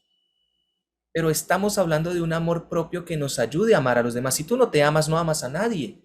No puedes. Eso es simple lógica. Así que el amor propio no está elevado a autoestima destructiva, ni tampoco pasar al otro lado, perdón, de la autodestructiva baja autoestima, sino es una autoestima equilibrada. El amor a la pareja, miren, ustedes no me lo van a creer, pero esta sensación de amor en pareja, los abrazos en pareja, parejas, hablo de parejas, ustedes me entienden, fortalece el sistema inmune, porque incluso los abrazos, las caricias, esto produce oxitocina y esto favorece el sistema inmune. Miremos otra cosa, por ejemplo, aquí en el francés, cada vez que algo te impacta en el corazón, se dice ça me touche, eso me toca. Depende cómo te toque el mundo, ¿sí? Depende de cómo el mundo te toque, como tus padres, tus amigos. Asimismo, tú reaccionas ante eso y decides. Si lamentablemente no supieron tocarte, no supieron tocar tus sentimientos, incluso no supieron tocar tu cuerpo, te destruye. Pero cuando estás aferrándote a tomar esa decisión de levantarte, empezar por amarse a uno mismo, empoderamiento y sana autoestima. Amar a la pareja que tienes a tu lado, a tu madre, a tu padre, a tu familia, a los que están allí para apoyarte, te va a producir un sistema inmune fuerte, te va a producir oxitocina y esto reduce el efecto del cortisol muchísimo. El cortisol, que no es malo en el cuerpo, pero cuando estamos en estado de alerta, nos ayuda a estar en un estado en el que nos desgastamos y ya hemos hablado bastante de esto. Con esto del amor en la pareja, con esto de saber cómo realmente tocamos las vidas y cómo nos tocamos entre nosotros mismos, podemos producir oxitocina y podemos fortalecer el sistema inmune. Amar a los demás, estar en armonía con los demás, el amor al prójimo, esto nos va a ayudar a salir del estado del sufrimiento también. Amar las creencias, como ya lo dije, amar en lo que crees, esto que te da fuerzas. Mira, la hermana decía que en medio de la enfermedad, esta persona le decía, yo estoy feliz, ¿por qué voy a ver a mi Cristo? El tener esos ideales, esas convicciones, definitivamente nos da una fortaleza única. Confucio decía que no son las circunstancias de la vida las que hacen felices a las personas, sino sus ideales. Y esto es lo que nosotros como cristianos tenemos, digamos, mucho más claro que cualquier otro que viva en el mundo sin un propósito. Debiéramos tener esto como propósito y no simplemente como la regla escrita en un cuaderno. Amar nuestros ideales. Ahora, tenemos un gran problema y es que en la etapa del sufrimiento nosotros pasamos a convertirnos en los dictadores de nuestra vida. Pasamos a gobernar de forma anárquica, o no anárquica, sino más bien dictatorial, ¿sí? Porque la anarquía sería otra cosa, nuestra vida. Entonces dejamos que sea el mal humor, el rencor, la tristeza, lo que nos gobierne. Ahora, si lo miramos desde el punto de vista psicológico, podríamos decir, la felicidad, entre otras cosas, consiste en estar en el presente de forma equilibrada, en que si vas hacia el pasado regreses sano y mirar hacia el futuro con ilusión, mirarla con una gran expectativa de forma positiva. Si nos enganchamos al pasado, a las cosas que nos marcaron, que nos hicieron sufrir, nos vamos a destruir, terminamos en depresión. Si por el contrario, nos preocupamos demasiado por el futuro, porque sí, el futuro existe y es una pregunta que nos hacemos, pero si nos empezamos a preocupar, ¿qué pasa si no llego al fin de mes? ¿No me alcanzan el dinero? ¿Que no voy a tener mercado? ¿Qué pasa si? ¿Qué pasaría si mi enfermedad se agrava? Si la presentación que tengo que hacer mañana, si el examen que voy a presentar. Esto nos ayuda a mantenernos en ese estado de alerta y nos volvemos ansiosos. Y la ansiedad y la depresión son las enfermedades de este siglo. Por más que nos afanemos, no podemos añadir un codo a la estatura, nos dice la palabra de Dios. Por nada estéis afanosos. La verdad, como les decía hace poco, es que el 90% de las cosas de las que nos preocupamos nunca llegan a suceder. ¿De qué nos preocupamos? De algo que pintamos en nuestra mente. Acuérdense que la realidad existe solo al interior del cerebro. ¿Sí? Nos preocupamos en exceso. Tenemos herramientas que espero que las estemos apuntando. Amor, amor propio, amor a nuestras creencias ideales, amor a nuestra familia, a nuestros hermanos, a nuestro prójimo, el amor a nuestras convicciones, a lo que amamos hacer. ¿Sí? Lo segundo es mantenernos de forma equilibrada en el tiempo, no estar divagando entre el pasado y el futuro, porque si nos enganchamos al pasado, nos quedamos en depresión, y si nos preocupamos en exceso del futuro, pues vamos a sufrir de ansiedad. Y ya les dije, ansiedad y depresión, enfermedades de este siglo. Esto es simplemente: por nada estéis afanosos. Y estos tips básicamente están tomados de la Biblia. Básicamente, no permitamos que nuestra mente se vuelva en el tirano que nos hace miserable la vida. Porque es que todos nosotros vivimos con un narrador interno, no sé si se han dado cuenta, de pronto las mujeres más que otro por cómo está constituido su cerebro, pero nos va diciendo, a la mujer, por ejemplo, le puede estar diciendo: oye, qué gorda estás, uy, cómo estás de vieja, uy, mira, ahí la vecina que ya acabó de tener un hijo y mira que no le quedó el cuerpo como a ti te quedó. Y ese narrador destructivo, ese tirano que nos está haciendo miserable en la vida, lo dejamos que hable. Los hombres de pronto en menor medida, pero también: oye, te estás quedando calvo, te estás quedando viejo, mira que lo que estás haciendo no tiene ningún sentido. Esa narración interna, esa voz interior, no podemos permitir que nos sabotee. Cuando somos personas que tenemos experiencia, hemos tenido experiencias de abuso, esas voces internas son aún más exageradas y dramáticas, que nos lleva a pensamientos dramáticos en los que solamente la muerte es la solución, en el que todo el mundo estaría mejor si yo no existo. Tengamos cuidado con esta voz que nos sabotea. Que tengamos cuidado con aquello de la autodestrucción o el autosabotaje. ¿Ok? Hay un pensamiento, dice que el trabajo más constructivo sale de las manos de un hombre contento. Los triunfadores son aquellos que disfrutan de su trabajo. Y a veces vemos una carga en el trabajo, pero tenemos que aprender a disfrutar del talento que tenemos o de lo que nosotros sabemos hacer. Y muchas veces vivimos en la vida haciendo algo que no nos gusta, pues entonces reevaluemos, recapitulemos, que así tengamos 40, que así tengamos 50, podemos hacer lo que nos gusta, porque hay felicidad. Cuando hay felicidad, nuestro trabajo es muchísimo mejor. Entonces, aceptemos que no tenemos el control de todo. Aceptemos que existe en este mundo la maldad, el sufrimiento, la angustia, todo esto existe en el mundo, existe esto. No tenemos el control de todo, pero tenemos que abandonar todo aquello a lo que nos aferramos pero nos hace daño. Estamos librando constantemente batallas, cada quien en medidas terribles, en medidas que no nos imaginamos, por cualquier tema económico, salud, trabajo. Pero recordemos que cómo luchamos esas batallas, cómo lidiamos esa batalla, es lo que va a marcar o va a determinar eso que llamamos felicidad. Y ese es nuestro camino. El consejo de parte de Jesús es: levántate, toma tu lecho y avanza.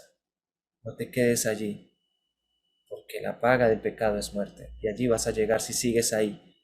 Pero el consejo es: levántate, toma tu lecho y anda.